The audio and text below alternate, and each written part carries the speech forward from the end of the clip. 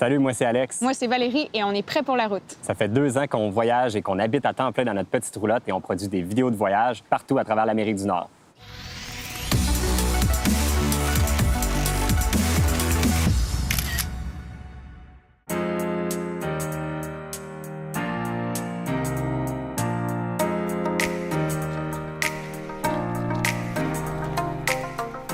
Moi, je suis courtier hypothécaire. Ça fait déjà quasiment 10 ans que je fais ça comme métier. Puis au départ, ça se faisait vraiment rencontrer mes clients en personne. Puis tranquillement, j'ai réalisé que je pouvais faire mes dossiers à distance en faisant seulement par téléphone puis par Internet. Fait qu'à un moment donné, je me suis dit, crime, je pourrais travailler en même temps de voyager puis de mixer tout ça ensemble. Puis on voyait que YouTube commençait à monter un petit peu, puis on se disait, crime, ça serait intéressant de filmer tout ça puis de montrer un peu comment ça se passe, mon travail sur la route. Fait que c'est un peu ça la base du projet Prêt pour la route. Puis c'est ça le jeu de mots en même temps, Prêt pour la route, parce que je fais des prêts sur la route. Fait que c'est ça le jeu de mots. Pour la première année de notre voyage, on a loué notre maison. Ça s'est passé vraiment vite. Dans le fond, on a mis notre annonce, puis la journée, le soir même, on a eu des intéressés qui pouvaient prendre possession rapidement. Donc, c'est ça qui a enclenché tout de suite notre départ. Fait qu'on est parti 1 an de temps. On a fait vraiment Canada, États-Unis et Mexique. Quelques semaines avant notre départ, j'ai rencontré la direction de Multiprêt, qui est l'entreprise pour qui je travaille. Puis je leur ai expliqué un peu le but de mon projet, puis je leur ai expliqué que j'allais partir, fait que s'il y avait besoin de moi, que j'allais pas être présent. Puis de fil en aiguille, un des directeurs chez Multiprêt, lui, avait une expérience, avait déjà travaillé pour Groupe Serdi, qui possède le Canal Évasion, qui est un poste de télévision de voyage au Québec.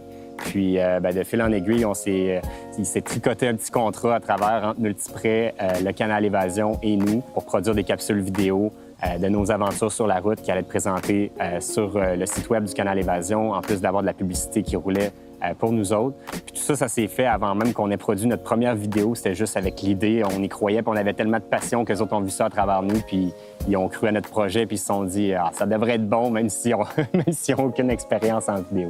Ça nous a vraiment prouvé que de parler avec passion de notre projet aux gens de notre entourage, puis d'avoir confiance en notre projet, bien, ça pouvait nous amener loin, même si on n'avait aucun produit à leur montrer. Juste d'en parler, ça a déjà fait notre premier contrat de commandite puis de projet télé avec ça.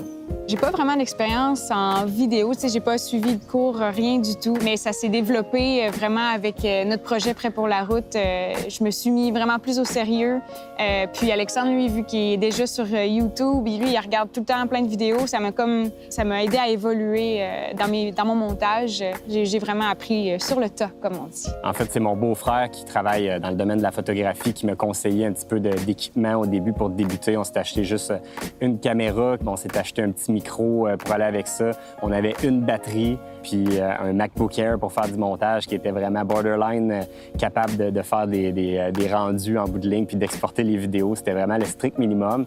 Mais honnêtement, on aurait pu partir pratiquement juste avec notre téléphone puis ça n'aurait pas été une grosse différence sur la qualité de nos images au départ. Au début, oui. Ça s'est vraiment amélioré avec le temps. Maintenant, quand on regarde nos premières vidéos, c'est tellement drôle, là.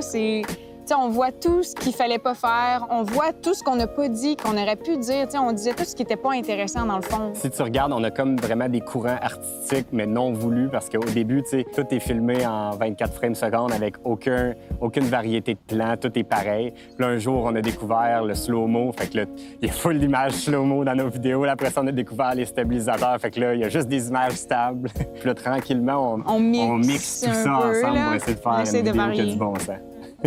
Au départ, nos premières capsules étaient axées vraiment plus sur mon travail, je dirais les 5-10 premières capsules.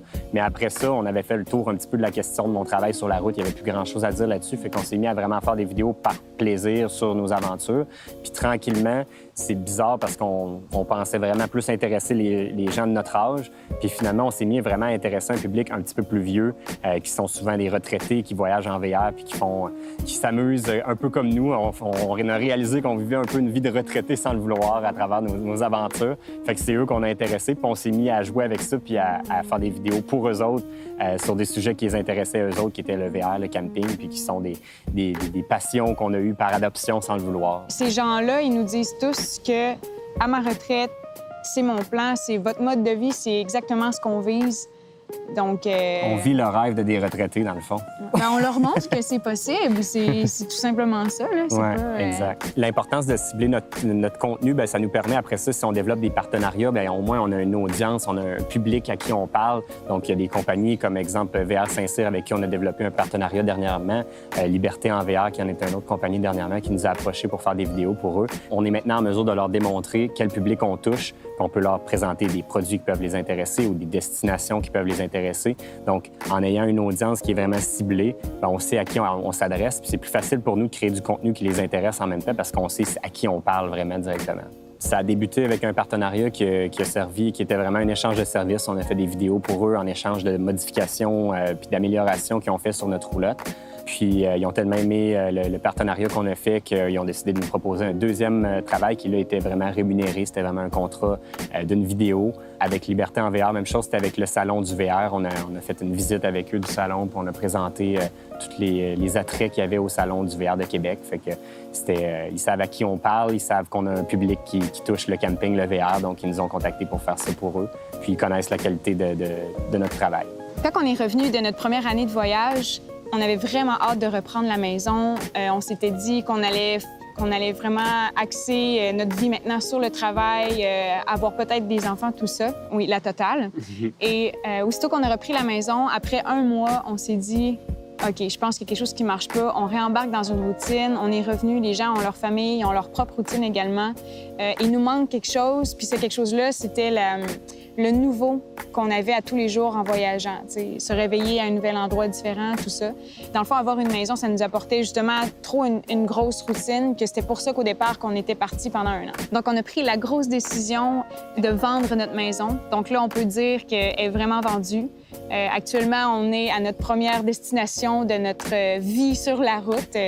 Mais on est quand même tout proche de chez nous, mais c'est quand même notre première destination. Là. Notre objectif, bien, c'est de continuer à voyager puis continuer à filmer nos aventures puis à faire ça pour le plaisir pour nous autres. On espère, si on peut, qu'on continue à ramasser des petits contrats en même temps par-ci par-là pour nos vidéos. Mais nos vidéos, en bout de ligne, on les fait par passion, mais en plus, pour moi, ça m'apporte de la visibilité en tant que courtier hypothécaire. Ça fait que je suis plus connu dans le domaine de l'hypothèque. Les gens qui ont besoin d'une hypothèque savent que je suis le courtier qui voyage sur la route puis qui fait des vidéos en même temps.